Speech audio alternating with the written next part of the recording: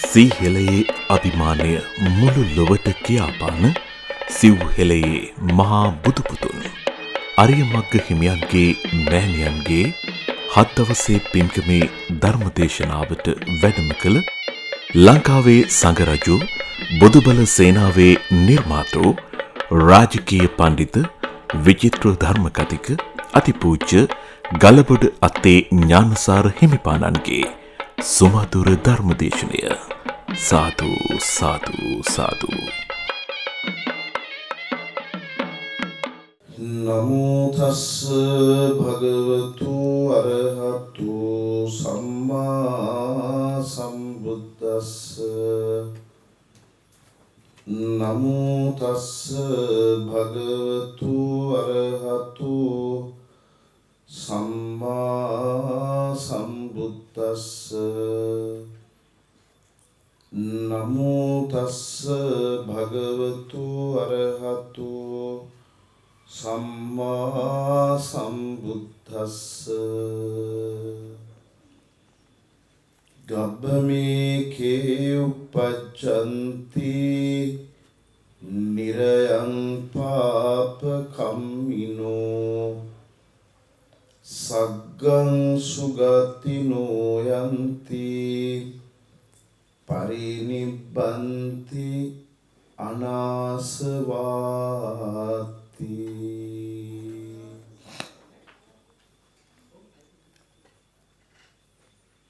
මේ නිවසට වැඩම කොට ඉන්න ගෞරවනීය මහා සංඝරත්නයේ අවසරයි සදහවත් වාසනාවන්ත පින්වතුනි, ඔබ හැම කෙනෙක්ම මිනිවසට ඒක රාශී වුණේ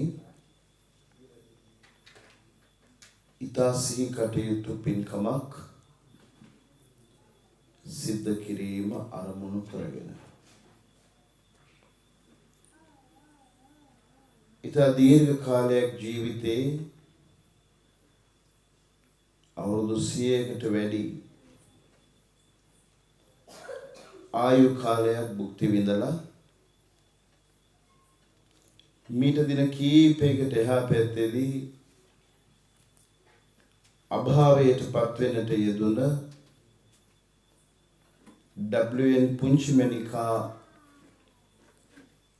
මාතාවගේ නමින් චාරිත්‍රානුකූලව සිද්ධ කරන 7 දවසේ බණ පින්කමටයි ඔය ඇත්තෝ මේ එකතු වුණේ. අපේ නමින් කෙනෙක් මිය ගියාම විශේෂ වශයෙන් චාරිත්‍ර ධර්මයක් හැටියට අප අත නොහැර ඒ 7 දවසේ පින්කම අපි කියනවා මතක බණ. මේ පින්කම අඛණ්ඩව අපි සිද්ධ කරනවා අපේ ජීවිතවල දරුවෝ ඥාතීන් කවුරුත් එක්සිත්ව ඉඳගෙන.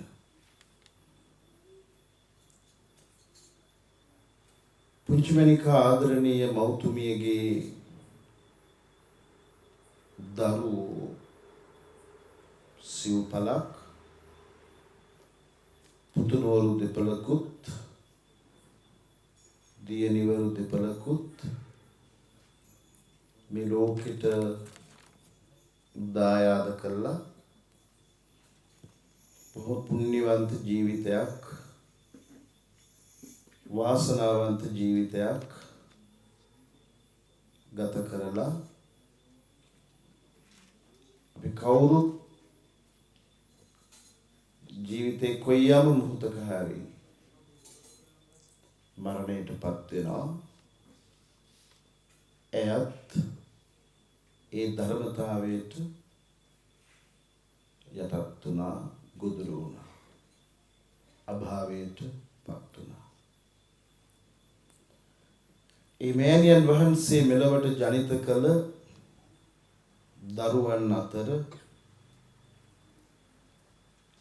එක දරුවෙක් නැත්නම් එක පුත්‍ර රත්නයක්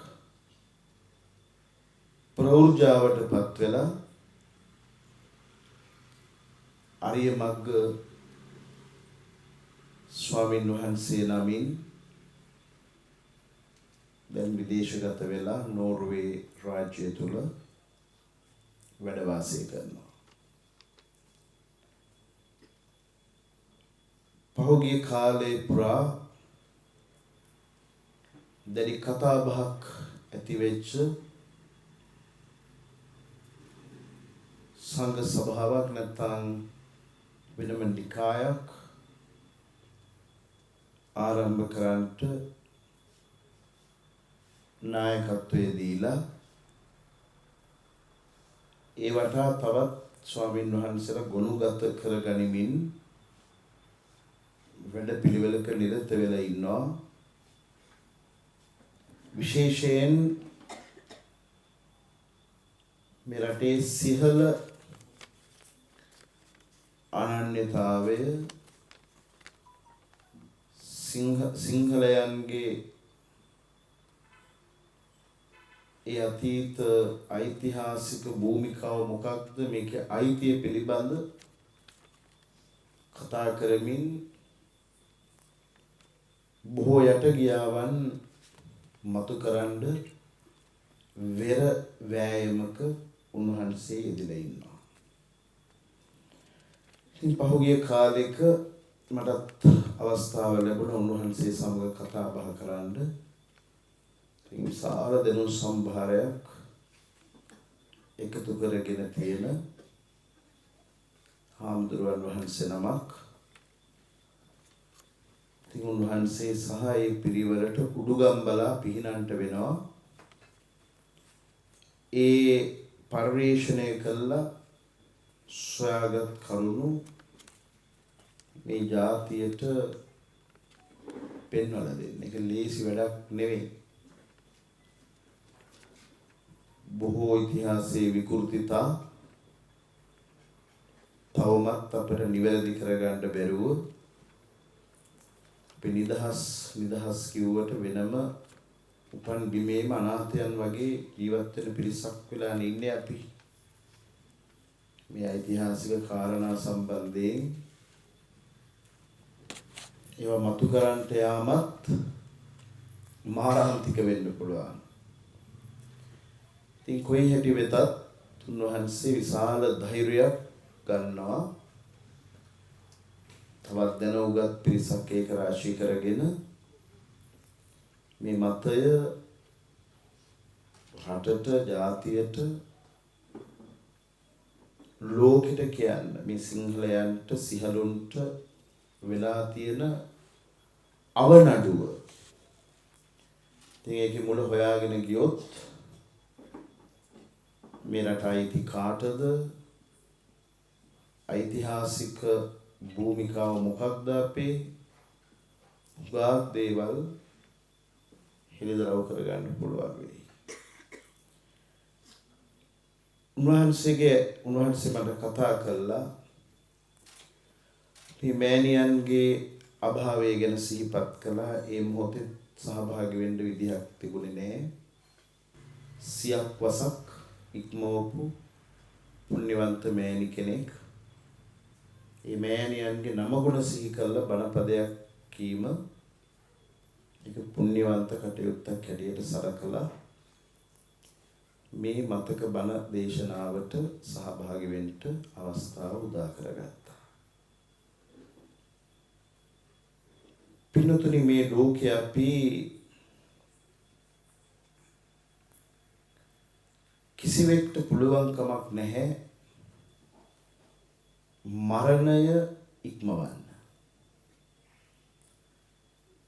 මැරෙනවා කියලා කියන්නේම නැවත උපදිනවා කියන එක. උපදිනවා කියලා කියන්නේම මරණයටපත් වෙනවා කියන එක.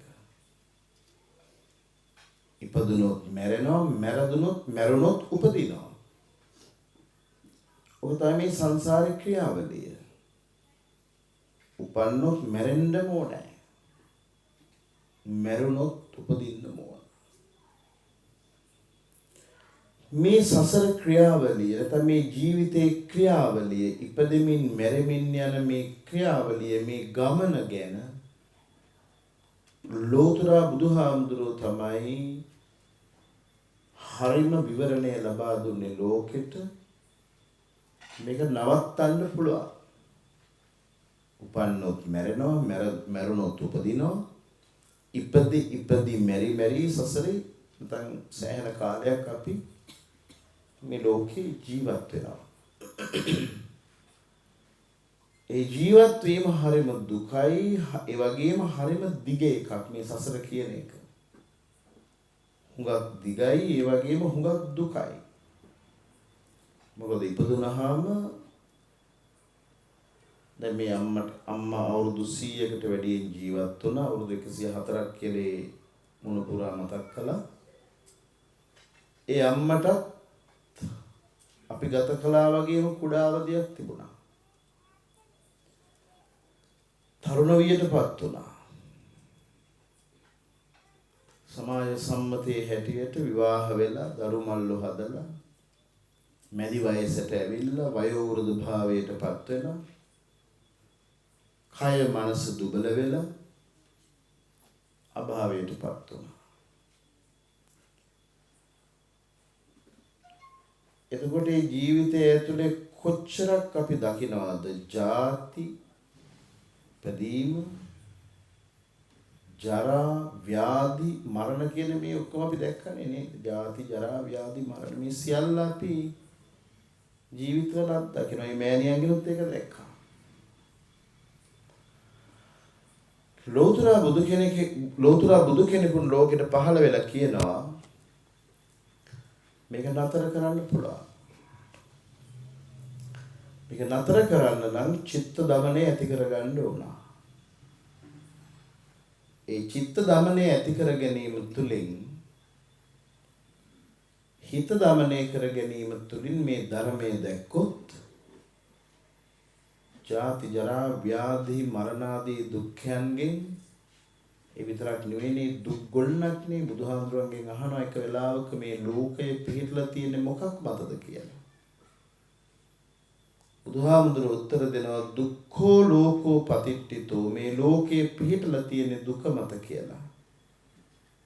ජාතිපි දුක්ඛා ඉපදීම දුක්ඛ, ජරාපි දුක්ඛා වයසට යන එක දුක්ඛ, ව්‍යාධිපි දුක්ඛෝ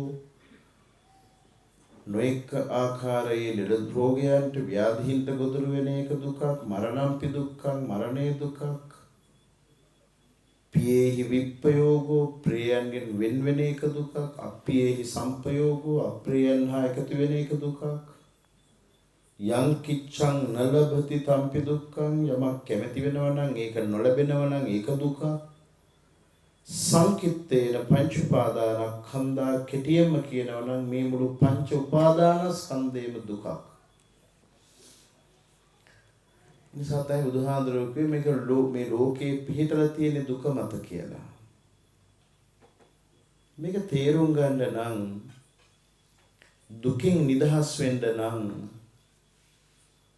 අපිට බුදුහාමුදුරුවන්ගේ දේශනාව ජීවිතවල යම් ප්‍රමාණයකට හරි දැනගෙන අභ්‍යාස කිරීම ඉතාම ප්‍රයෝජනවත්. මේ ලෝකයේ මිනිස්සු භේද රහිතව උගත් භේදයක්, නූගත් භේදයක්, ධනවත් දුප්පත් භේදයක්, ස්ත්‍රී පුරුෂ භේදයක්, ගිහි පැවිදි භේදයක් නැතුව කිසිදු උස් පහත් බවක ભેදයක් නැතුව කොයියම් හෝ මොහොතක ජීවිතේ මතක් වෙන ඒ මතක් වෙන අවස්ථාවේදී තැවීමටපත් වෙන සිදුවීමක් තියෙනවා. කොයි වෙලාවක හරි මේක අපේ ඔළුවට වැටෙනවා. මොකද්ද? මැරෙනවා. මැරුණාට පස්සේ මොකද වෙන්නේ? මැරුණායින් පස්සේ මොකද වෙන්නේ? ඒ හැම කෙනෙකුටම තියෙන ප්‍රශ්නයක්. මැරුණායින් පස්සේ මොකද වෙන්නේ? බුදුරජාණන් වහන්සේ එවැනි ප්‍රශ්නයක් මතුවෙච්ච වෙලාවක සාමාන්‍ය පුතග්ජනයින්ට අපි වගේ අයට තේරුම් ගන්න පුළුවන් විදිහට මේ තැවෙන ප්‍රශ්නෙට පිළිතුරක් දෙනවා. මැරුණාම මොකද වෙන්නේ? ඒ පිළිතුරු ගාථාව තමයි මම මාතෘකා කෙරුවේ මේ මතක බණ සඳහා. ඇයි මේ මතක බණ කියන්නේ? ඒ මේ පරලොව ගිය අම්මගේ ජීවිතේම බණ පොතක් නේ අපිට. අපි පාරමී ගැන අහනවා. ඒ ජීවන භාවිතාව ඇතුලේ ජීවත්ව ඉඳෙද්දී අපි කියන්නේ ජීවිත අභ්‍යාසයන් නේද? කනබොන එකේ ඉඳලා ඒ ජීවිතයට මුහුණ දෙන ප්‍රශ්න, ගැටලු යනාදී වූ දේවල් වලට මුහුණ දෙන විදිය, මුහුණ දීපු විදිය, ඒවෙන් උකහා ගන්න තියෙන වටිනකම්. අම්මා කෙනෙක් කියන්නේ හරි අපූර්ව කතාවක් නේ. ලියලා නිම කරන්න බැරි තරම්. එතකොට ඒවත් අපි මතක් කරගන්න ඕන මේ බණත් එක්ක. බුදුරජාණන් වහන්සේ කෙනෙක් මිය ගියාට පස්සේ මොකක්ද වෙන්නේ කියන ප්‍රශ්නෙට බොහොම අපූර්ව උත්තර 4ක් දීලා තියෙනවා. කියන්නේ මේ සාමාන්‍ය ඔබ අප වැනි පෘථග්ජනයින්ට තේරුම් ගන්න පුළුවන් හැටියට. ගබ්බ මේකේ උපජ්ජන්ති. කෙනෙක් මිය පරලොව ගිහිල්ලා මව් කුසක උපදිනවා. දෙවැනි එක නිරයං පාප කම්මිනෝ. එහෙම නැත්තම් නිරයෙහි උපදිනවා. තුන්වෙනි අවස්ථාව සග්ගං සුගතිනෝ යන්ති. එහෙම නැත්තම් ස්වර්ගයෙහි උපදිනවා. හතරවෙනි අවස්ථාව පරිනිබ්බන්ති, පිරිනිවීමට පත් වෙනවා. කෙනෙක් මේ පරලොව ගියාම මේ தත්වයන් හතරට තමයි පත් වෙන්නේ. එක්ක නැවත ගබ්බ මේකේ උපජ්ජන්ති, මව් කුසක උපදිනවා. එහෙම නැත්නම් නිරයන් පාප කම්මිනෝ, නිරයෙහි උපදිනවා. සග්ගං සුගතිනෝ යන්ති, ස්වර්ගයෙහි උපදිනවා. පරිනිබ්බන්ති අනාසවා, නැවත නූපදිනා පරිදි පිරිනිවීමටපත් වෙනවා. මේ තමයි කෙනෙක් මිය ගියාම මොකක්ද වෙන්නේ කියන ප්‍රශ්නෙට අපිට සරලව තේරුම් ගන්න පුළුවන් පිළිතුර. මව් කුස කියලා කියන්නේ මොකක්ද? නැවත මනුෂ්‍ය ලෝකෙ උපදිනවා. ගබ්බ මේකේ කිව්වේ ඒකයි. නිරයං පාප කම්මිනෝ. නිරය කියලා කියන්නේ දුක් තියෙන තැන්. ඒකට අපි කියනවා අපාය කියලා. සග්ගං සුගතිනෝ යන්ති. සග්ග කියලා කිව්වේ ස්වර්ගය, දිව්‍ය ලෝක. සැප තියෙන තැන්. පරිනිබ්බන්ති කියලා කිව්වේ නිවන් දැකීම. දැන් අපි බලන්න ඕන මව් කුසක උපදින්නත්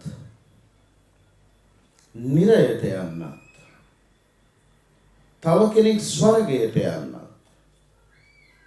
තවත් කෙනෙක් නිවන් දකින්නත් කොහොමද මේක සිද්ධ වෙන්නේ? මම මුලින් මතක් කළා මේ සංසාරය හරිම දිගයි කියලා.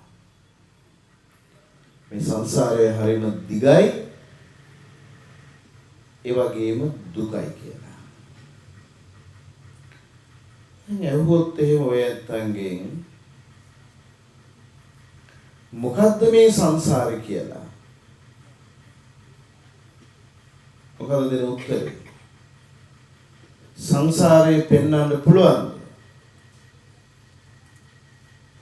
සංසාරය කියන එක මොකක්ද කියලා ඇහුවොත් එකේක උත්තර දෙයි. නමුත් අපි සංසාරය ගැන කොච්චර කතා කරනවද? ජීවත් වෙලා ඉඳද්දී ජීවත් වෙනකොට අපි කොච්චරනම් කතා කරනවද සංසාරය ගැන? දවසකට අවම තරමින් එක 5-6 වතාවක්වත් ඊට වඩා වැඩි වාර ගණනක් සංසාරය ගැන කතා කරනවා. ඒක හිතනවා. වචන වලින් කියනවා. ඒක තරුණ බාල මහලු ભેදයක් නැහැ. කොයි වගේ අවස්ථාවලදීද? කොච්චර කියනවද නේද? අම්මෝ වැඩකට ගියා සංසාරේ පාවුණා කියන්නේ නැද්ද? මට දැන් සංසාරේ පාවෙලා. අනේ අනිච්චං සංසාරේ. සංසාරේ ඕන්නේ. එහෙම කියනව නේද? මොනවා හරි වෙහෙස කර කටයුත්තකට දරුවෙක් වුණත් තමන් බලාපොරොත්තු වෙච්ච කාලයට වඩා කාලය හෝ මොනවා හරි තමන්ගේ ජීවිතේ වැයවීමක් වුණාම මොකද පුතේ ගිය ගමන කතා කරලා වැඩක් නැහැ මේ සංසාරේ පාවුණා එහෙම කියන්නේ. නිසා මේ සංසාරය කියන වචනය අපි එදිනෙදා ජීවිතේ අපි මුහුණ දෙන ප්‍රශ්න ගැටලුවලදී ඒ ප්‍රශ්න ගැටලුවල තියෙන සංකීර්ණතාවය එකින් එක විස්තර කරන්න යන්නේ නැහැ. තනි වචනකින් කියලා යන සංසාරේ පාවුණා. ජීවිතේ පාවුණා. එතන සංසාරය කියලා අදහස් කරේ මොකද්ද? ජීවිතේ පාවුණා. ඒ වගේම අපි සමහර වෙලාවට ඔය කවුරු හරි කෙනෙක් දුකට විපතට වැටුනොත් එහෙම ජරා වෙලා දුර්වර්ණ වී ගිය සිඟන්නේ පුලන්නේ කවුරු හරි එහෙම දැක්කහම උනත් අපි කියන්නේ මොකද්ද? අනේ අනිච්චං සංසාරික හැටි. ඒ කියන්නේ මේ මිනිස්සුන්ගේ හැටි. සංසාරය කියන එකෙන් අදහස් කරන්නේ බුදුහාමුදුරුවෝ පෙන්නපු විදිහට මේක තේරුම් ගන්න කිව්ව පුතග්ජනයින්ට තමන් තුළින් දැන් මේක සංසාරයක් මෙතන බණ කියනවා තව ටික දෙනෙක් මේ සංසාර බණ අහනවා පුදුන් අයට විශේෂ වෙන්නේ නැහැ මේකේ අග මුල කෙලවර හොයන එක. ඒවා විශේෂ වෙන්නේ මනස හුඟා කෑතර දියුණු කරපු බුදු පසේ බුදු මහරහතුන්ට. එහෙම නැත්නම් අපි කොහේ ඉඳලා පටන් ගත්තද කොහෙන්ද කෙලවර වෙන්නේ මොකද්ද මේ කියලා අපිට පෘථග්ජන මිනිස්සුයෙකුට හරි ගුරුවරයෙක් එක්කලා මේ සතර කතාව පිළිබඳ අවබෝධයක් ඇති නොවුනොත් පිස්සු හැදෙනවා. ඒ නිසා ඒවා විශේෂ වෙන්නේ එවැනි තලවල උදවියට. මිසක් අපිට නෙමෙයි. අපි තේරුම් ගන්න ඕන අපේ පරිමාවෙන්. එතකොට බුදුහාඳුරුවෝ පෙන්නවා මේ බඹයක් පමණ වූ මේ ශරීර කූඩුව දිහා බලලා මේ සසර කියන එක තේරුම් ගන්න කියලා. මේ ලෝකේ බුදුහාමුදුරුවෝ පෙන්නපු මේ ලෝකේ බෙදුවනේ කොටස් තුනකට. රූප ලෝකය, කාම ලෝකය, රූප ලෝකය, අරූප ලෝකය කියලා.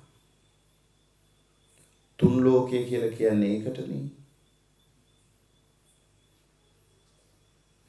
දැන් අපි ජීවත් වෙන ලෝකේ මොන ලෝකෙද? මේ ලෝක වලින් අපි ජීවත් වෙන ලෝකය කාම ලෝකය.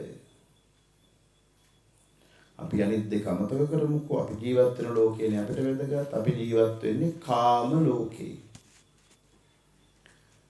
කාම ලෝකය කියලා කියන්නේ මොකක්ද? කාම ලෝකේ ඉන්නේ කවුද? කාම ලෝකේ මිනිස්සු ඉන්නවා. දිවි දේවතාවෝ ඉන්නවා. අමනුෂ්‍යයෝ ඉන්නවා. නැත්නම් සතර අපායේ තියෙනවා. මේක තමයි කාම ලෝකේ. කාම ලෝකේ තියෙනවා භූමි 11ක්. කාම ලෝකේ තියෙනවා භූමි 11ක්. ඒ 11න් 7ක් සැප තියෙන තැන්. ලෝක 7ක් තියෙනවා බොහොම සැපවත්.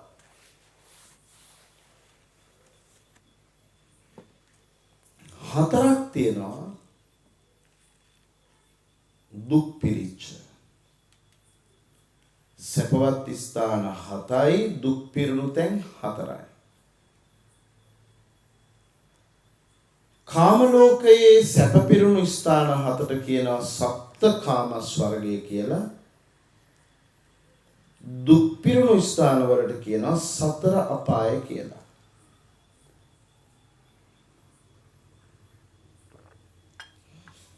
මේ ස්ථාන 11 සැප පිරුණු ස්ථාන 7ක් දුක් පිරුණු ස්ථාන 4ක් එකතු වුණාම 11යිනේ. මෙන්න මේ 11න් සදුම්ලත් ලෝකයට කියනවා කාම ලෝකය කියලා. සැප පිරුණු ස්ථාන 7ක් තියෙනවා. දිව්‍ය ලෝක 6යි මනුෂ්‍ය ලෝකයයි. තාවතින්සේ යාමේ තුසිතය පරනිම්මිත වසවත්ය ආදී වශයෙන් දිව්‍ය ලෝක 6ක් තියෙනවා මේ මනුෂ්‍යයන්ට බොහොම ආසන්න. ඊළඟට මනුෂ්‍ය ලෝකයේ සලකන්නේ ස්වර්ගයක් විදියට. සැප තියෙන ස්ථාන 4යි දුක් තියෙන ස්ථාන තියෙනවා 7යි දුක් තියෙන ස්ථාන 4යි නරක තිරිසන් പ്രേත අසුර කියලා. එතකොට මේ කාම ලෝකයේ පිළිබඳ තේරුම් ගැනීමත් මේ කාම ලෝකයෙන් මිදෙන්නට බැරි කම නිසා සසරේ ඇවිදින්ට යෙදීම නැත්නම් සසරේ ඇවිදින්න සිදුවීම ගැන අපි තේරුම් ගත යුතුමයි. බුදු කෙනෙක් ලෝකෙට පහළ වෙලා මේ ගැන කතා කරනවා කියලා දෙනවා. මේ පණිවිඩය ඉපදෙමින් මැරෙමින් නැවත ඉපදෙමින් මැරෙමින් යන මේ ගමන කොහොමද තව පිම්මක් එහාට පනින්නේ? එතනින් එහාට පැනගන්නේ කොහොමද? මේ ක්‍රියාවලිය කොහොමද ඉවර කරන්නේ? නිවීම කියන්නේ නිවන කියලා කියන්නේ ඒකනේ. තණ්හක්ඛයෝ නිබ්බානම්නේ. මේ ලෝකේ අපි ඇඳ බැඳ තබන මේ බැඳීම ලිහන්න නැතුව නිදහස් වෙන්න බෑ. ඒක සරල කොට ගත්තොත් ඒක හරි අපූර්වට අපිට තේරුම් ගන්න පුළුවන්. කාම ලෝකේ මිනිස්සු දෙවිවරු අර කියපු නරක තිරිසන් പ്രേත සුරාදී ඒ සතර අපායික සත්වයින් මේ කවුරුත් ජීවත් වෙනවා.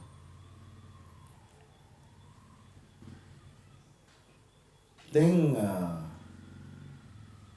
අපිට ජීවත් වෙන්න උපතක් ලැබලා ජීවත් වෙනකොට අපිට ජීවත් වීම සඳහා මේ ජීවිතය පවත්වාගෙන යාම සඳහා මිල මුදල් ඕන වෙනවා. අනිත් භෞතික සම්පත් ඕන වෙනවා.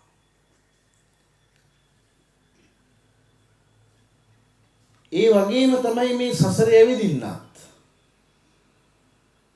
ඒ ඇවිදින ගමනේදී වියදම් කරන්නත් දේවල් ඕන වෙනවා අපිට. දැන් ඒ අම්මා මෙලවට ආවා, ජීවත් වුණා, වරුදු ගණනාවක් ආයු භුක්ති විඳ ගියා. කවුරුත් මුණ පුරාලා ගියෙත් නෑ, මිනිපිරියෝ ගියෙත් නෑ, නෑදෑයෝ ගියෙත් නෑ. කනත්තෙන් ඒ සමුදීවත කළා, ඇඬුවා, දුකයි. ඉතින් එහාට අපිට භෞතිකව මුකුත් දෙන්න බෑනේ. තනියම යන ගමන. ශරීර කූඩුව නිකන් දිරාගේ ලී කැබැල්ලක් වගේ. ඒක එක පුච්චලා දානවා, එක වල දානවා. හැබැයි එතනින් ඒ ආත්ම ගමන ඉවර වෙන්නේ නෑනේ. ඒක යනවා. යන්නේ නිකන් නෙවෙයි. ඊළඟ තැනක කොහේ හරි උපදිනවා කියලා අපි විශ්වාස කරනවා බෞද්ධයෝ හැටියට. ඒක එහෙමමයි. ඒක වෙනස් කරන්න බෑ කාටවත්. ඉතින් ඒ යද්දී අරන් යනවා රැස් කරගත්ත දේවල්. ඒව රැස් වෙන්නේ කොහේද? ඒව රැස් වෙන්නේ මනසේ, හිතේ. ඒ හිතේ ඇති වෙන දේවල්, ඉතින් හිතේ තැම්පත් කරගන්න දේවල් හොඳ දේවල් නම් කොයි ආත්ම භාවය ලැබුවත් ඒ ආත්ම භාවය හොඳයි, සතුටුයි, සැපවත්. ඒ තැම්පත් කරගන්න මේ සිත තුළ නරක ගොඩ වැඩි නම් උපදින ආත්මය, ලබන ආත්මය දුකයි, සැපෙන් තොරයි, දුක්ඛදායකයි.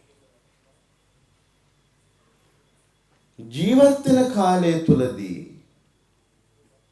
මේක තේරුම් ගන්න වෑයම් කළොත් අපට බුදු මගට පිවිසෙන්න පුළුවන්. දැන් අපි නිතර දෙවේලේ කතා කරන වචන ටිකක් තියෙනවානේ. පින්පව්, කුසල අකුසල. පින කියන්නේ මොකක්ද? පින කියන්නේ අපි කරන ක්‍රියාකාරකම් දිහා බලලා නැත්නම් අපිම යම් කටයුතු කළා ඉන් පස්සේ සිත තුළ ඇතිවන සන්තෝෂය, සතුට, සිතේ ඇතිවෙන සතුට, ඒකට තමයි පින කිව්වේ. පින කියන වචනේ තේරුමම සැප කියන එකයි. පින කියලා කියන්නේ සතුට කිව්වත්, පින කියලා කියන්නේ සැප කිව්වත් දෙකම එකයි. ඒකේ විරුද්ධාර්ථ පදේ පව. පව කියලා කියන්නේ දුක. පින්පව් කියන්නේ සැපයි, දුකයි. පින්පව් කියලා කියන්නේම සැපයි, දුකයි. කොහොමද මේක සසරට බලපාන්නේ? පින්පව් අපි ජීවත් වෙනවාම කියලා කියන්නේ මොනවද ජීවිතේ රැස් කරගන්නේ? මොන තාලෙට, මොන ආකාරයට? මේක හීන ප්‍රමාණයෙන් වෙන්න පුළුවන්, මධ්‍යම ප්‍රමාණයෙන් වෙන්න පුළුවන්, ඉහළ මට්ටමින් වෙන්න පුළුවන්. කොයි ආකාරයෙන් වුවත් මේ ජීවිතය පවත්වාගෙන යනකොට අපි අවසාන විග්‍රහයේදී එක්කෝ සතුටුයි නැත්නම් දුකයි. මේ දුකත් සතුටත් උත්පාදනය කර ගැනීම සඳහා කියන්නේ මේ සසර ගමන යන්න ඕන කරන ඉන්ධන ටික නෙමෙයි. ඒක රැස් කරගන්න අපිට ලැබිලා තියෙනවා ජීවිතයක්. ඒ ජීවිතේ පවත්වාගෙන යන්න විවිධ මාර්ග. දැන් මට ලැබිලා තියෙනවා මහානකම මම ඒක ඇතුළේ තමයි ඒව රැස් කරගන්නේ.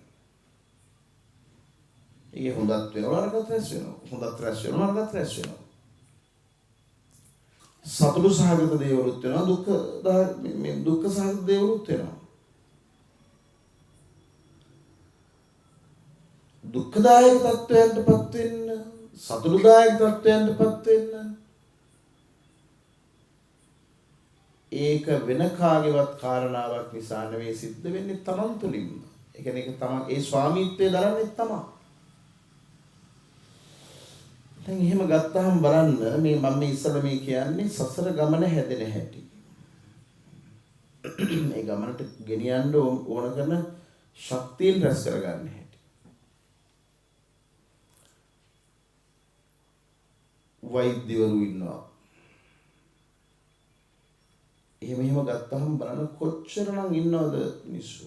වෛද්‍යවරු, නීතිඥයෝ, කියයි ගුරුවරු, හාමුදුරුවරු, පොල් කඩන මිනිස්සු, අත සුද්ධ කරන මිනිස්සු, මොහොම ගත්තාම ජීවත් වීම සඳහා ජීවන අරගලවල යෙදෙන කොච්චර තියනවද වෙනස්කම්.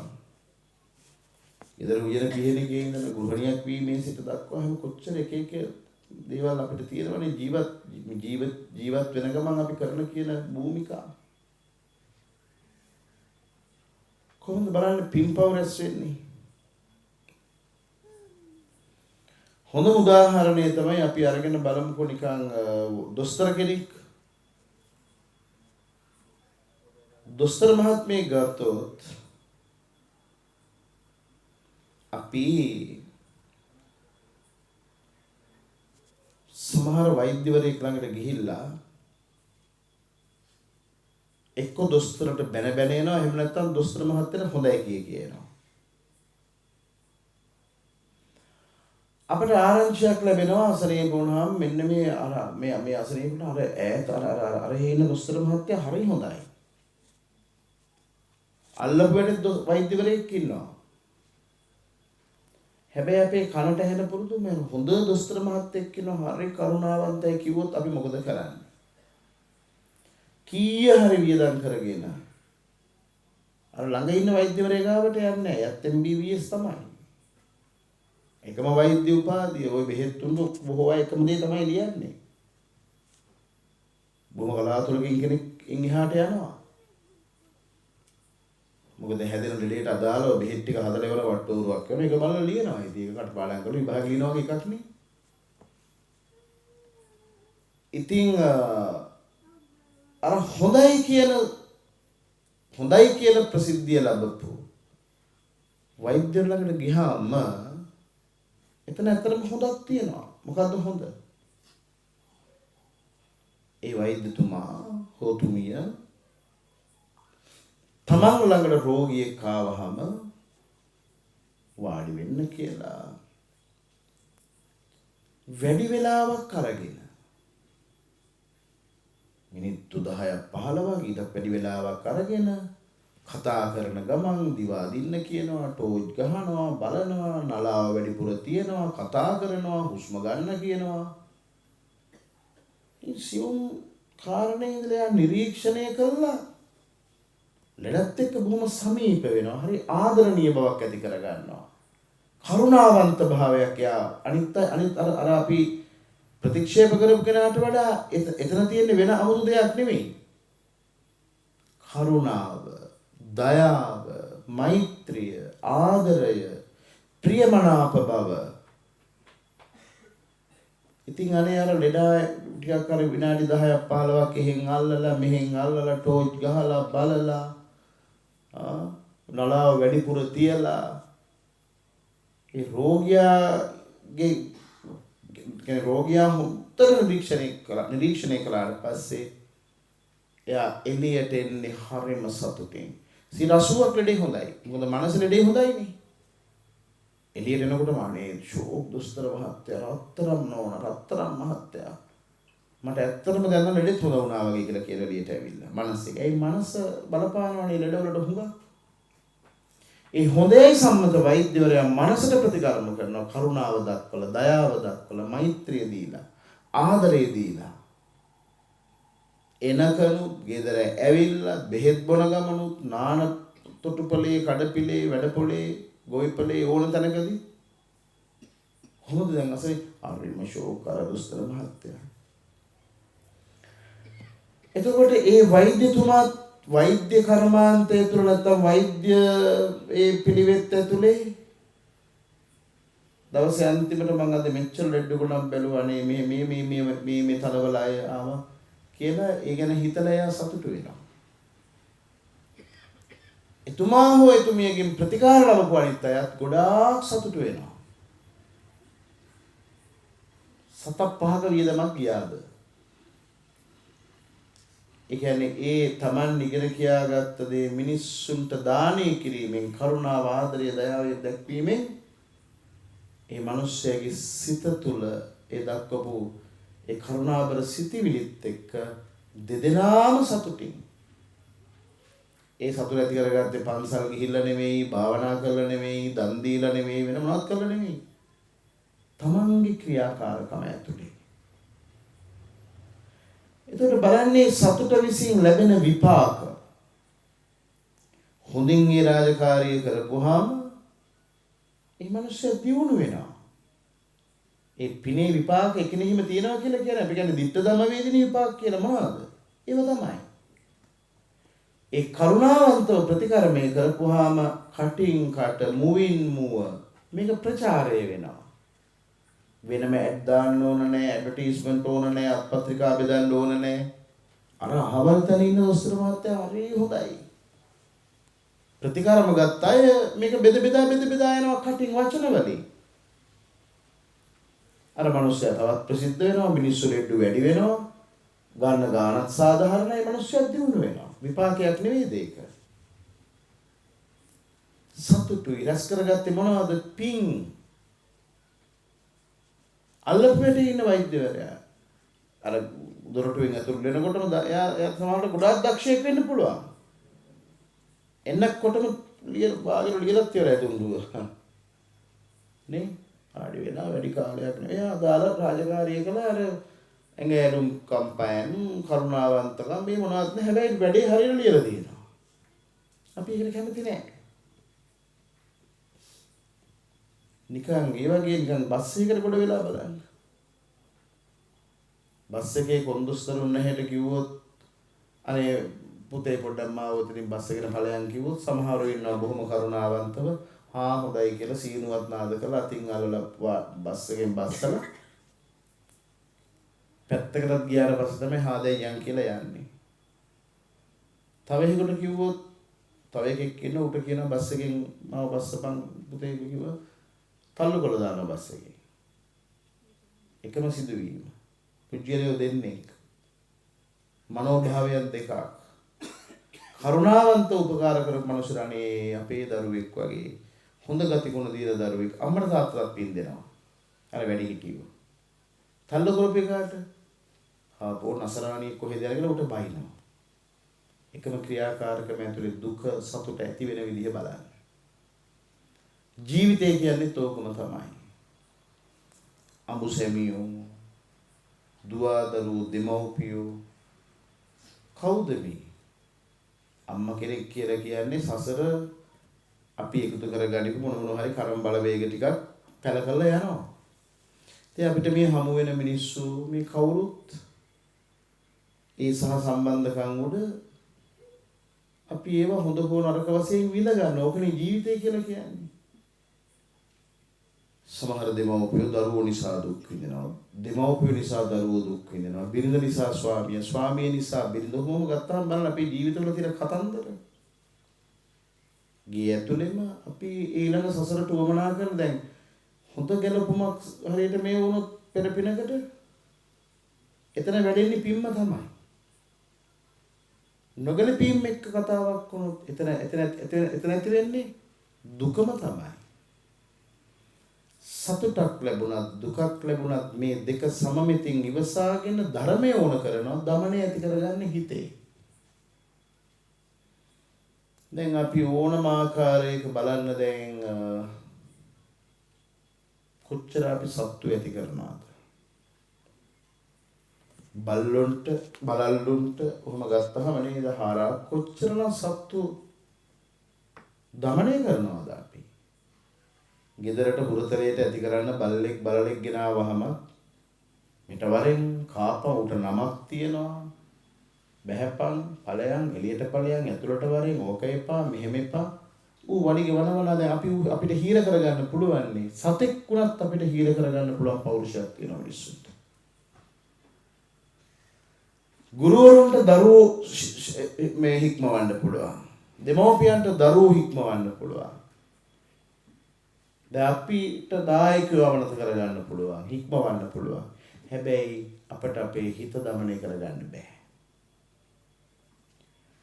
අපිට අපේ හිත දමනය කරගන්න එක හරීම දුෂ්කර එකක්. අපි හැමෝම වෑයම් කරන්නේ අනුන්ව දමනය කරන්න. තමන් තුළින් තමන්ගේ ආත්මය දමනය කරගන්න වෑයම් කරන්නේ නැහැ. එතකොට එදිනෙදා අපි ජීවත් වෙනවා කියලා කියන්නේම අපි රැස් කරගන්නේ මොනවද? පින් සහ පව්. ඒකටයි මේ පන්සල් යන්න වෙන කාටවත් ගිනිගෙන දෙන්නේ මොකුත් නැහැ. ජීවත් වීම කියලා කියන්නේ මේ ජීවිතය ඇතුළේ මේක උත්පාදනය වෙනවා. එතකොට හොඳින් කටයුතු කරගෙන සපවත් ජීවිතයක් ගත කරන විට ඒ පරිසරය නිර්මාණය වෙනවා සපවත් විදියට. දුකින් පිරුණු ජීවිතය. දැන් ප්‍රශ්න ගොඩාක් තියෙන අය බලන්න ප්‍රශ්න निराකරණය කරන තැන් වලට යනවට වඩා ප්‍රශ්න తీරෙන් එක්ක තමයි පැටලෙන්නේ. අර භූතේන භූතං සංසන්දිත වගේ කුණු කොට කුණු එකතු කරන්න වගේ නරක තියෙන තැන නරක එකතු වෙනවා. හොඳ තියෙන තැන හොඳ එකතු වෙනවා. ඒක ස්වභාවයක් ලෝකේ. ගෙදර මවක් මොනවා හරි යමක් පිළියෙල කළා දැන් කාපල්ලා දරුවනේ කියලා කිව්වහම ඒ කෑම ටික කාලා අම්මෝ අම්මේ මහ ගොඩක් නැති වුණාට බලන්නකො මේ සම්බෝලේ මේකයි හරි රහයිනේ කිව්වත් ඒ අම්මගේ හිත තුළ ඇති වෙන්නේ පිනක්ද පවද්ද? පිනක්. මොනවද මේ කියලා ස්වාමියා හරි වෙන ඇති වෙන්නේ දුකක්. මං කියන්නේ කන ටිකේ ඉඳලා අඳින්න පළඳින එක නැගිට වෙලේ ඉඳලා නිින්දට යනකම් මේ પરම්පරාව චිත්ත પરම්පරාව හොද නරක දෙකට වැටෙනවා. මතක තියාගන්න පින් රැස් කරන මිනිස්සු පව් රැස් කරන මිනිස්සු මේ කාම ලෝකේ පින් රැස් කරන අය ස්ථාන 7ක උපදිනවා පව් රැස් කරන අය ස්ථාන 4ක උපදිනවා. කොච්චරනම් අපිට ණය ගෙවනවා තිරිසන් වෙලා එනවා තිරිසන් අපාය නරක ආදී මේ ඔක්කොම අපි ඉස්සරහම අපිම අත්විඳිනවනේ ජීවිතවල. ඒ නිසා මතක තියාගන්න පින් රැස් කරන අය ස්ථාන 7කත් පව් රැස් කරන අය ස්ථාන 4කත් ඉපදෙමින් මැරෙමින් මේ කාම ලෝකෙන් ගැලවිල්ලක් නැතුව ඇවිදි මේ සංචාරය කර ඒ අල්ලන භවය හොඳයි කියලා මේක තමයි හොඳ කියලා හිතාගෙන අපි ඉන්නවා. සතෙක් වුණත් සමහර දෙයකට පුරුදු වුණොත් උවිතන අල්ලගෙන ඉන්නවා. මොකද උට එක සැප නිසා. දැන් අපිට වැදගත් වෙන්නේ මේ ජීවිතය කෙලවර කරන්න එපා නිවනින්. ඒක කරන්න බෑ මේ පින් කර ඉඳලා පව් කර ඉඳලා. මේ පින් පව් රැස් වෙන ජීවිතය මැද අපි ඒකනේ කිව්වේ අර දමනය ආත්ම දමනය හදාගත්තට පස්සේ එන ඕනෑම දෙයක් දරා ගන්න පුළුවන් විදිහට මේ මනස සකස් කරගත්තාම ධර්මය අපට උපකාර වෙනවා කුසල කර ධර්මයන්ට යොමු වෙන්න. කුසල කියන්නේ හැකියාවල්නේ. කුසල කියන්නේ හැකියාවල්. ඒ හැකියාවන් වලත් තියෙනවා දෙකක්. හොඳ හැකියාවන් නරක හැකියාවන්. හොඳ හැකියාවන්ට කියනවා කුසල් කියලා, නරක හැකියාවන්ට කියනවා අකුසල් කියලා. කුසල් වඩන්න මාර්ග ගොඩක් තියෙනවා. දැන් පන්සිල් සමාදන් වෙන එකත් මොකක්ද? ඒක නිකන් වචන ටිකක් නෙමෙයි. ඒක හරියට ඔළුවට අරගෙන මේ විතර උදේ හවස පානාතිපාතා කිය ඉන්න ඕන කමක් නැහැ. ඒක සම්ප්‍රදායක් විතර කළාට ඒක කුසලයක්. මනසට දෙන නියෝගයක්. මම කැමති නෑ මට හිංසාවක් කරනවට, මගෙන් කාටවත් හිංසාවක් නෑ. මම කැමති නෑ මගේ දෙයක් හොරකම් කරනවට, මං කාගේවත් දෙයක් හොරකම් කරන්නේ නෑ. මම කැමති නෑ මට බොරු කියනවට, මම කාටවත් බොරු කියන්නේ නෑ. ඔය ආදී වශයෙන් ගත්තාම ඒවට තමයි කුසල් කියන්නේ. පින් කියන්නේ ඔටෝමැටිකලිම වත්ත පිටිය සුද්ධ කළත්, කෑම ටිකක් කොයිලා රහයි කිව්වොත් සතුටුයි, රහ නැහැ කිව්වොත් දුකයි. ඒව නිකන් ඔටෝමැටිකලි වෙනවා. ඒව නිකම්ම රැස් වෙනවා, ගබඩා වෙනවා කොහේ හරි තැනක හිතේ. කුසල් කියන්නේ එතනින් එළියට ඇවිල්ලා අවබෝධයෙන් කරන එකක්. ආගම මඟ පෙන්වන්නේ ඒකට, ධර්මයේ මඟ පෙන්වන්නේ ඒකට. දාන ටිකක් නොදී දන් ටිකක් නොදෙන කෙනෙක් දන් හැන්දක් දෙන්න හිතනවනම් ඒක කුසලයක්. මොකද අතහැරීම පුරුදු කරන්න එපා. ඊළඟට පන්සලට ගිහිල්ලා සිල් සමාදන් වෙන්න ඕන කියලා හිතුවොත් ඒක කුසලයක්. හොඳ හැකියාවක්. Taman ජීවත් වෙන පරිසරයට යම් කාලයකට සමුදීලා අපි එතනින් අත මිදෙනවා. ගෙදර අරන් යන්නේ පන්සලට. පන්සලට ගිහිල්ලා ඒ පොය දවස් ගත කරලා පන්සලේ තියෙනවා ගෙදර අරන් එන්නෙත් නැහැ කුසල් වඩන අය. දැන් පන්සලට ගිහිල්ලා දැන් බලන්න මනසේ ක්‍රියාකාරීත්වය මම මේ කියන්නේ. කොච්චරක්ද? මනස කියන එක, හිත කියන එක හරි අපූර්ව එකක් නේ. දැන් මෙතන ඔයගොල්ලෝ 8 මස් ස්ථානේ 16 මස් ස්ථානේ වැදලා තියෙනවා නම් දැන් මෙතන ඉඳලා 16 මස් ස්ථානේ ගිහිල්ලා එන්න බැරිද ක්ෂණයි? ශරීර කූඩුව මෙතන. හැබැයි ඊයේ පෙරේද අතීතේ ගිහිපුවත් ටක් ගාලා රිවයින්ඩ් කරලා බලත හැකියි. මනස නේද? ලබන සතිය යන්න ඕන නම් යන විදිය බස් එකකට කතා කරගන්න විදිය කට්ටියට ඔයකත් ක්ෂණයෙන් කතා කරගන්න පුළුවන්. ඒ කියන්නේ හිතේ අපි ගබඩා කරගත්ත දේවල් අතීතයට ටක් ගාලා බලන්න පුළුවන්. අනාගතයේ දේවලුත් ටක් ගාලා බලන්න පුළුවන්. එහෙම එකක් සිත කියන්නේ. මහා විශාල ධාරිතා විදුලි වේගයට වඩා වැඩි චිත්ත වේග. ඉතින් මේක දමණයටපත් කරගෙන තේරුම් ගන්නවා කියන්නේ හරි අමාරු වැඩක්. ඒ චිත්ත දමණය සඳහා උවමනා කරන කුසලතා, හොඳ හැකියාවන් දියුණු කර ගැනීමට වෑයම් කිරීම නිවන් මඟ පාදා ගන්න හේතුවක්. පින් රැස් කිරීම, කුසල් රැස් කිරීම සසරේ ඇවිදින්න හේතුවක්. ඒවා භුක්ති විඳින ගමන් හිතනවා නම් කෙනෙකුට නිවන් දකින්න ඕන, මම මේ දුක් ගොඩක් මෙතනින් එතර වෙන්න ඕන.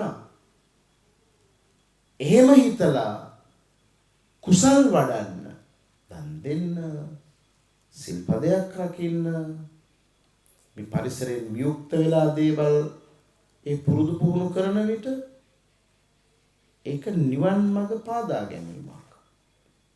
ඒක එකපාරට මේ ඇස් දෙක පියාගෙන එහෙම කරන්න පුළුවන් එකක් නෙමෙයි. ඒ නිසා කුසල් වඩන්න ජීවිතේ අපි හැම වෙලාවකම ඉඩකඩ හදාගන්න ඕන. කෙටි කාලයේ ජීවිතේ මේ ජීවත් වෙන කෙටි කාලය ඇතුලේ හොඳ හැකියාවන්ගෙන් අපේ ජීවිතය පොහොසත් කරගන්න පුළුවන් නම්, කුසල ධර්මයන්ගෙන් ජීවිතය පොහොසත් කරගන්න පුළුවන් නම් අපට මේ දුකින් පිරුණු සසර තරණය කරන්න පුළුවන්. ඒ කියන්නේ මරණය ඉක්මවන්න ඕන.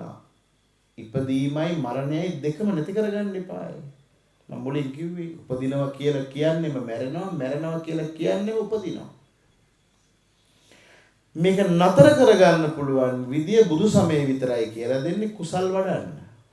සබ්බ පාපස්ස අකරණං එපා තමන්ටත් අනුන්ටත් අවඩදායක වෙන දේවල් කරන්න කුසලස්ස උපසම්පදා පුළුවන් තරම් යහපත් ප්‍රයෝජනවත් හොඳ හැකියාවන් ජීවිතය තුළ පුරුදු කරගන්න සචිත්ත පරියෝදපන මහන්සි ගන්න ආත්ම දමනයට අනුන්ව දමනය කරන්න නෙමෙයි. අපි හැමෝම වෑයම් කරන්නේ බුදුහාමුදුරුවෝ මොකද්ද කියලා ඉස්සෙල්ලා බුදුහාමුදුරුවෝ තමන්ව දමනය කරගත්තා. ඒ කියන්නේ අර උදන් වෙනුවේ අභිඤ්ඤයං අභිඤ්ඤාතං මම දැනගත යුතු දේ දැනගත්තා, වැඩි යුතු දේ වැඩුවා, අත්හල යුතු දේ අතහැරියා. ඒ නිසා ඕයි මට බුද්ධ කියලා කියනවා කියලා අර බමුණෙකුට කියන්නේ. ඉතින් අපිත් වෑයම් කරන්නට ඕනේ මේ දුක් පිරුණු සසරෙන් එතර වෙන්න නම් කුසල ධර්මයන්ගෙන් ජීවිතය පොහොසත් කරගන්නවා වගේම සචිත්ත පරියෝදපන මේ සිත දමනය කරගන්න. යහපත් ලෙස මනාව සිත පිහිටුවා ගන්න. ඒක තමයි බුද්ධානුශාසනාව. වැරදි නොකර ඉන්න, හොඳ දේවල් කරන්න, තමන්ගේ ආත්මය දමනය කරගන්න. ඒක තමයි සැනසිලිදායක ජීවිතය. මිනිස්සු ආකාර දෙකකට ලෙඩ වෙනවා මේ චිත්ත දමනය තේරුම් ගත්තේ නැත්තම්. ඒ කියන්නේ කොහොමත් අපි ඕනම කෙනෙකුට ලෙඩ දුක් කියන ඒවා විවෘතයි. නමුත් මේක අවබෝධයෙන් දකින්න නම් මිනිස්සු ඉස්සල්ලාම තේරුම් ගන්න ඕන අපි ලෙඩ වෙනවා කායිකව, ඊට වඩා ලෙඩ වෙනවා මානසිකව. මම දැක ඊයේ හෝ පෙරේද ප්‍රවෘත්තියක් පළ කරලා තිබ්බා. සෑම 8 දෙනෙකුගෙන් එක්කෙනෙකුටම පිස්සු කියලා. හැම 8 දෙනෙක් එක්කෙනෙකුට නෙවෙයි, හැමෝටම පෘථග්ජනකම කියන්නේම පිස්සුවක් තමයි. පුහුදුන්කම කියන්නේම පිස්සුවක්. අපි අහන දේවල්, දකින දේවල් මේ සමාජය ඇතුලේ මිනිස්සුන්ගේ තියෙන ස්වභාවයක් නේද? අපිට අර ලැජ්ජා බය තියෙන නිසා මේ මොනවා හරි ආගම් වලින් ගැට ගහලා හික්මවල තියෙන නිසා නැත්තම් මිනිස්සු තරම් පිස්සු කෙල්ලේ જાතියක්. හිතෙන දේවල් මිනිස්සුන්ට නේද? සිත කියන්නේ එහෙම එකක්. එතකොට මිනිස්සු සිතනොත් ලෙඩ වෙනවා, කයනොත් ලෙඩ වෙනවා. මානසිකව වැළඳෙන රෝග නැත්නම් සිතේ ඇති වෙන ලෙඩවලට අපි කියනවා මානසික රෝග කියලා. කයේ ඇති වෙන රෝගවලට කියනවා කායික රෝග කියලා. කායික රෝග වර්ග කරන්න පුළුවන්. කැටගරයිස් කරන්න පුළුවන්. නැත්නම් කොටස් මේ මෙන්නවද කියන්නේ වර්ග කරන්න පුළුවන්. 1 2 3 4 5 කියලා. දත් සම්බන්ධයෙන් නම් දත් සම්බන්ධයෙන් කොච්චරද රෝග? ඇහැ කන නාසය දිව කොහොම ගත්තාම මේ ශරීර කූඩුවේ අර ගිරිමානන් දක්වලා තියෙන චක්කු රෝගෝ, සෝත රෝගෝ, ගහන රෝගෝ ආදී වශයෙන් ලෙඩ වට්ටෝරුවා. ඒවා 60යි ඉවරයි. ඊට වඩා වෙන ව්‍යාධි නැහැ. අන්තිමට බුදු ඒක දක්වලා තියෙනවා කම්ම විපාකජ ආබාධා ඒව හැර අනිත් ඕනෙකට උත්තර හොයන්න පුළුවන්. හෙළ වෙදකමින් හරි, සිංහල වෙදකමින් හරි, පාරම්පරික වෙදකමින් හරි, ආයුර්වේදෙන් හරි, බටහිර වෙදකමින් හරි, ගුරුකම් වලින් හරි, ශාන්ති කර්ම වලින් හරි කායික රෝග වලට මානසික උත්තරයක් ගන්න පුළුවන්. කම්ම විපාකජ ආබාධ හැර. නමුත් මානසික ව්‍යාධීන්ට මනස ලෙඩ වුණාම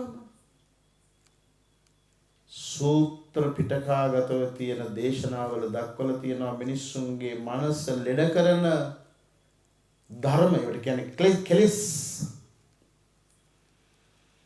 එවැනි කරුණු 1500ක් මනස ලෙඩ කරන කෙලෙස් 1500ක් පොඩි ගානක්ද? ඉතින් ඒ වයින් අපි හුඟක් හෙම්බත් වෙනවා. ඒවා එනකොටම දැනගන්න මට මෙහෙම වගේ ක්ලේශයකින් ඒ වයින්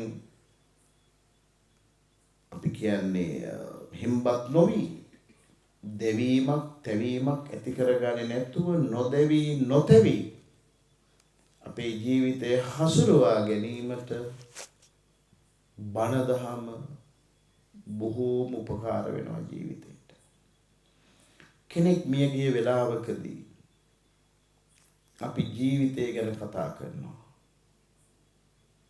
නැවත අර මුලින්ම කිව්වා වගේ උපදීද කොහේ ගිහිල්ලාද ඔය එක එක දේවල් අපේ ඔළුවට එනවා. ඒ එකක්වත් අපේ විෂය පතේටයි තියව නෙවෙයි. එක දෙයක් විතරක් දැනගන්න එක වැදගත්. ගමන දිග එකක්ද? එය දුක් පිරුණු එකක්ද? කෙටි එකක්ද? කොහොමද කින්ද මන්ද යන්නේ උඩහටද යන්නේ පහළටද? යන්නේ සැප තියෙන තැනකටද යන්නේ දුක් තියෙන තැනකටද කියලා ඒ ස්වාමීත්වයේ දරන්නේ තමන්මයි. ඒක නැතන් මාතා අම්මා කෙනෙකුට කියන්න බෑ. වෙන කෙනෙකුට කියන්න බෑ. නෑදෑයෙකුට අසල්වැසියෙකුට කියන්න බෑ. මොකද මැරෙන මොහොතේදී ඒ එන සිතිවිලි පරම්පරාව දැන් මම කිව්වේ රිවයින්ඩ් කරන්න පුළුවන් නේ අතීතෙට. දැන් අපිට ඕන නම් 20 25 කාපුවත් මතකයිනේ. ටක් ගාලා රිවයින්ඩ් කරලා බලන්න. ගත්ත ඇඳුම් ගිය තැන් කතා කරපුවා එකී මේකී කරපුවා ඔක්කොම සෙල්ලම් ඔළුවේ ටක් ගාලා හිතන්න විතරයි තියෙන්නේ. මාදම්පේ කියනකොට මාදම්පේ කරපුවා මතක් වෙනවා ටක් ගාලා. ඊළඟට යන්නේ කොහෙද කියනකොට හිතින් ගිහින් ඉවරයි එතන. ගිහලා සකුසුරුවම් කරලා ඉවරයි. ය තමනුයේ ස්වාමීත්වය දරන්නේ කාටවත් කියන්න බෑ. අරය නිසා මෙයා නිසා මෙහෙම කතාලා නැහැ. මේ කර්මවල පින්පව්වල කුසල අකුසල ස්වාමීත්වය තමන්මයි. හැබැයි ජීවත් වීමේදී අපි ඇසුරු නිසුරු කරන පුජ්‍යලයන්ගෙන් අපිට යම්කිසි එළියක් අඳුර යනකොට කවුරුහරි ටෝච් එක ගහලා පෙන්නනවා වගේ. ඒකට තමයි කල්යාණ මිත්‍රයෝ කියන්නේ. ධර්මයේ කල්යාණ මිත්‍රයෙක් කරගන්න. අපිට ඉන්න ජීවිතේ හොඳම කල්යාණ මිත්‍රයා ධර්මයේ බුදුහාමුදුරුවෝ. ඇයි අපිව වලකට දාන්නේ නැහැ. ඒ නිසා මේ ධර්මයේ ධර්මයේ දන්න පවට බිය පිනට ලැබි අකුසලයේ ප්‍රතික්ෂේප කරන කුසලයේ වර්ධනය කරන එවැනි අය ඇසුරු කරන්න ජීවිතය සතුටින් ගෙවන්න. සරලව තේරුම් ගන්න ජීවිතය කියන්නේ මොකක්ද? පින්පව් කියන්නේ මොකක්ද? කුසල අකුසල් කියන්නේ මොකක්ද? මේ බණ ටික සාරාංශ කළොත් අපි උපදිනවා මැරෙනවා. ඉපදී මෙරි යන ගමනක් තියෙනවා. ඒකට කියනවා සංසාර ගමන කියලා. ඒ සංසාර ගමනේදී සැප විපාක ලැබෙනවා පින් කරන මිනිස්සුන්ට. දුක් විපාක ලැබෙනවා පව් කරන මිනිස්සුන්ට. පින් කරපු මිනිස්සුන්ගේ ජීවිතය සැපවත්, පව් කරපු මිනිස්සුන්ගේ ජීවිතය දුක්පත්. නැත්නම් දුක්ඛදායකයි. පින්පව් රැස් කරන මිනිස්සු සසරේ රැඳෙනවා, ආය පටන් ගන්නවා, ආය යනවා, ආය පටන් ගන්නවා යනවා. ඒක ක්‍රියාවලියක්. ඒ ස්වාමීත්වයේ තියෙන්නේ Tamanටමයි. එහෙම යන ගමනේදී අපිට කල්යාණ මිත්‍ර සත්පුරුෂ ධර්මයක් මුණ ගැහෙනවා, බුදු කෙනෙක් මුණ ගැහෙනවා. පෙන්නනවා මේක තමයි සසර, මේ චක්‍රෙන් මේක චක්‍රේ බිඳ ගන්න. ඉතින්දී අපිට පාඩමක් කියලා දෙනවා කුසල් වඩන්න, හොඳ හැකියාවල් දියුණු කරමින් ආත්ම දමනය ඇති කරගන්න. ඒ ආත්ම දමනය ඇති කරගන්නයි මෙන්න අර සසර ගමන නවත්තනවා. නවත්තලා නිවන් මාර්ගට ඕන කරන පාර හදා ගන්නවා. ඉතින් ඒ වෙනුවෙන් කය මනස මෙහෙවන්න කියන පණිවිඩය ඉදිරිපත් කරමින් අපි පුණ්‍යානුමෝදනා කටයුතු සිද්ධ කරමු. විශේෂ වශයෙන් අවුරුදු 104ක් තරම් කාලයක්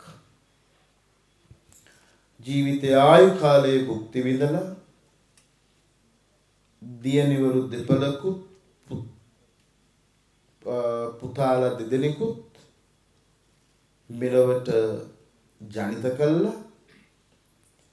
ඒ මෑණියෝ දෙනෙක් පියාගත්තා. ඒ දරුවන් අතරින්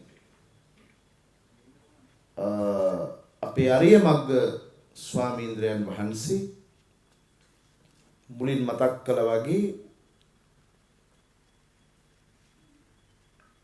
උඩුගම්බලා යන වැඩපිළිවෙලකට තමන්ගේ ජීවිතය කැප කරලා තියෙනවා. කවදා හරි ඒ වගේ ප්‍රතිඵල ලැබෙයි. අද ගල් පාරවල් කණ්ඩ වෙයි. ඒක මේ රටේ හැටිනේ නේද? අලුත් මතයක් ඉදිරිපත් කරනකොට උන්වහන්සේ කරන්නේ රටේ වලදාපු අධිරාජ්‍යවාදයේ විසින් අපේ පත පොත ලේඛන මම හිතන්නේ නැව් ගණනාවක් අරන් ගිහලා තියෙනවානේ. තාම එංගලන්තේ කෞතුකාගාරවල, සමහර ජර්මනියේ කෞතුකාගාරවල අපේ උරුමයේ පිළිබඳ කතාව ලියලා තියෙනවා. ඒවා පුස්කොළ පොතුත් තියෙනවා, අනිත් ලේඛනත් තියෙනවා.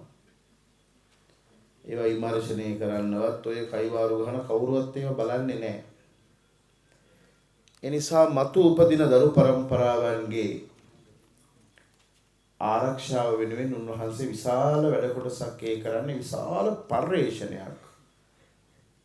මම අහලා තියෙන විදිහට හොඳ ගවේෂකයෙක්. ඒ කියන්නේ අර පාහියන් වගේ, හියුන් සියෑන් වගේ අපි අහලා තියෙන දේශාටකයෙක්. ඒ කියන්නේ බොහෝ තැන්වල ඇවිදලා පයින් ගිහිල්ලා රටවල් වල පයින් ඇවිදලා ඒ ශිෂ්ටාචාර බලලා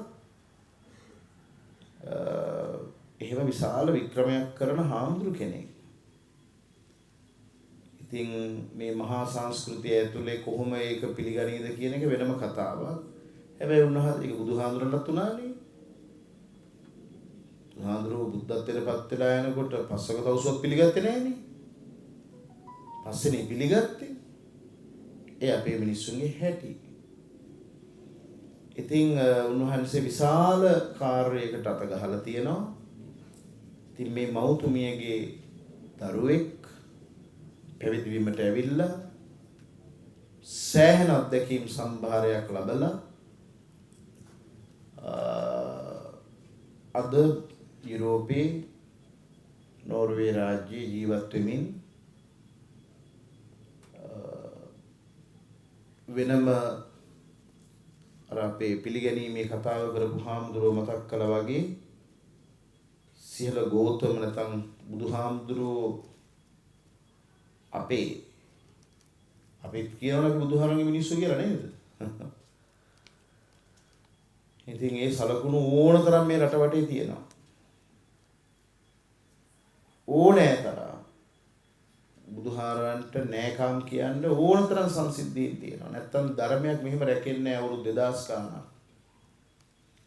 ආගන්තුක ධර්මයක් මෙහෙම රැකෙන්නේ නැහැ.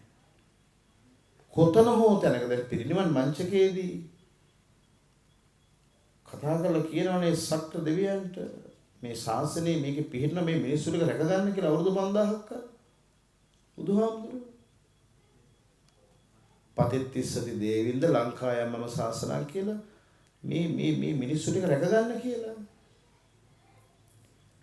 ඉතින් අවුරුදු දැන් බලන්න අපේ මිනිස්සු දැන් බුද්ධ ධර්ම දන්නේ නැහැ. සමහරවල් බෞද්ධ දර්ශනය ගැඹුරින් මහ ලොකුවට ඒව හදාරන්න යන්නෙත් නැහැ.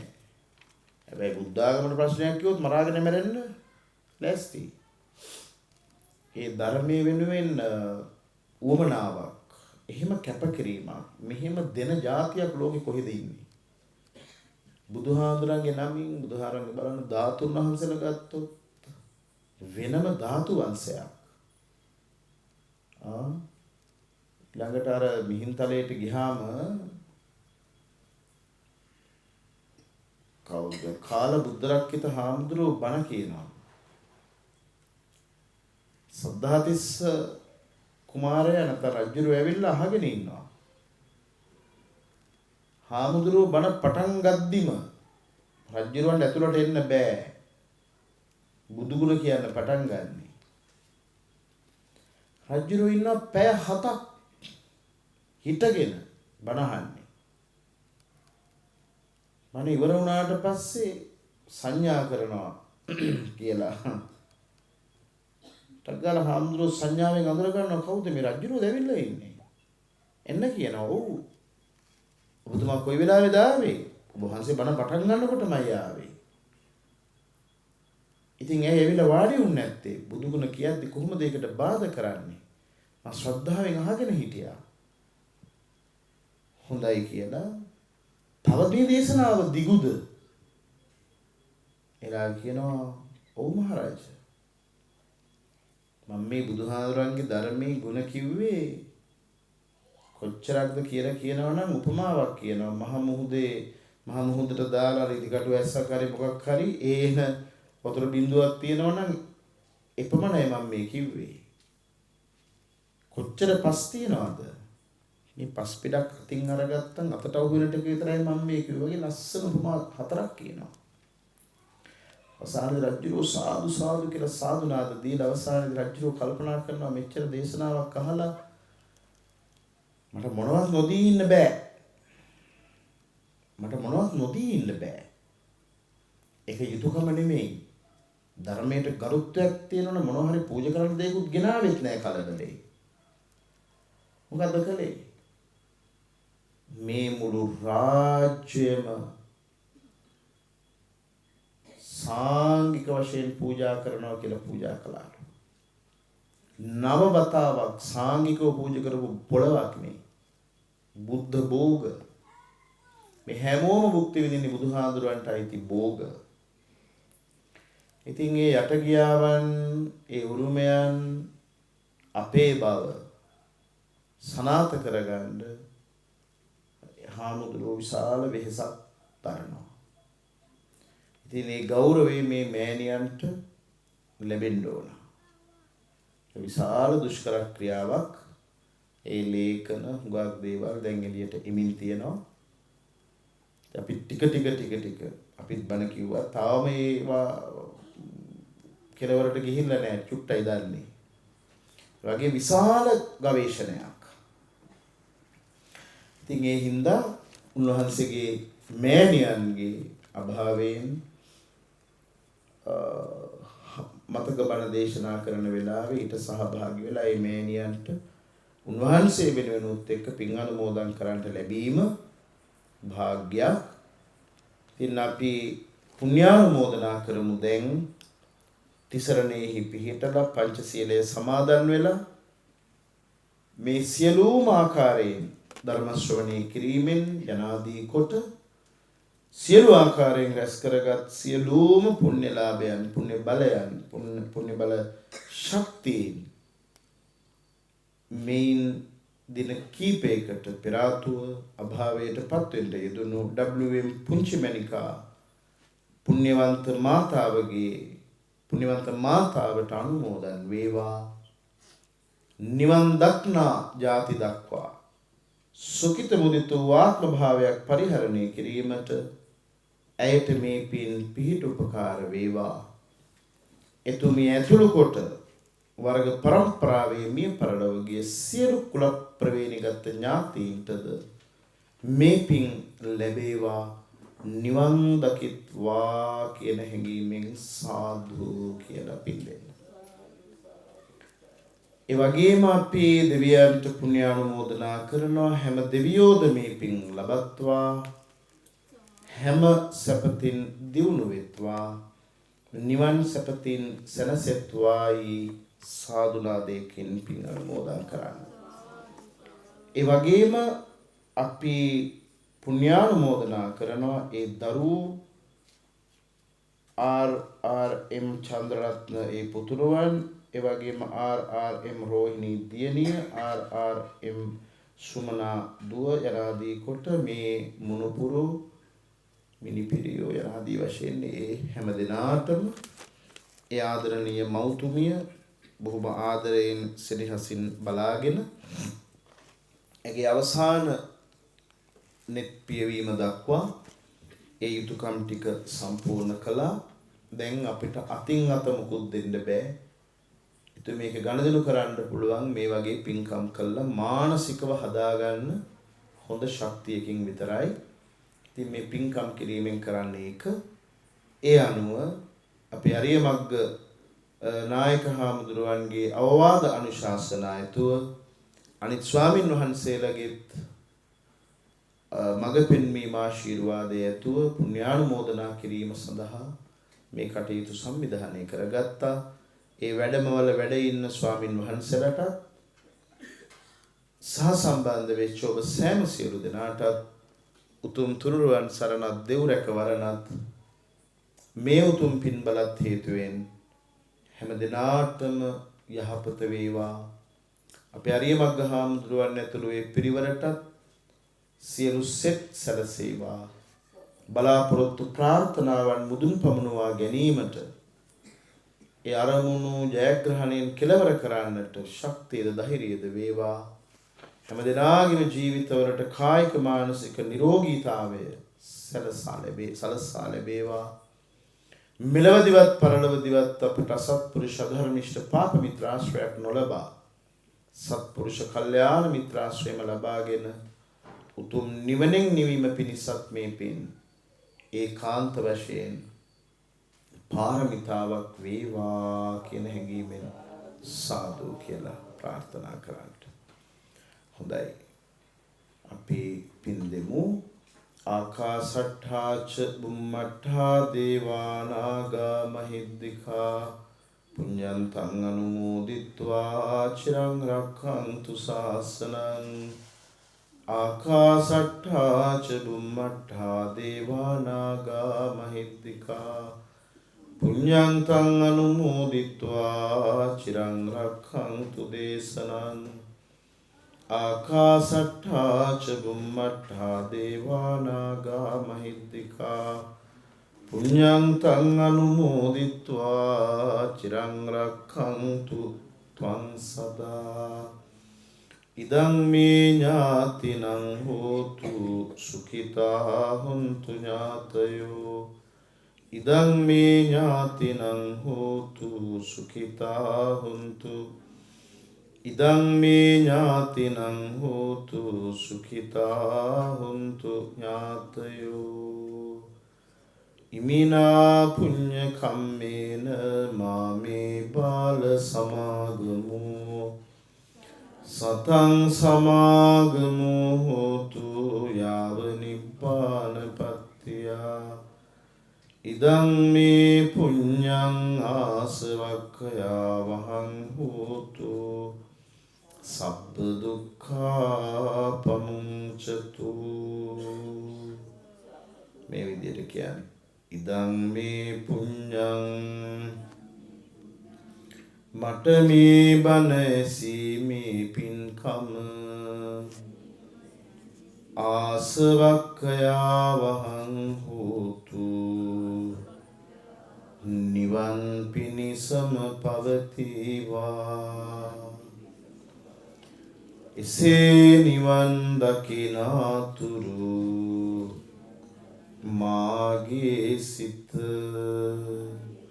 පවින් මිදේවා පිනෙන් පිරේවා කෙලෙස් දුරු වේවා ගුණ නැන දියුණු වේවා.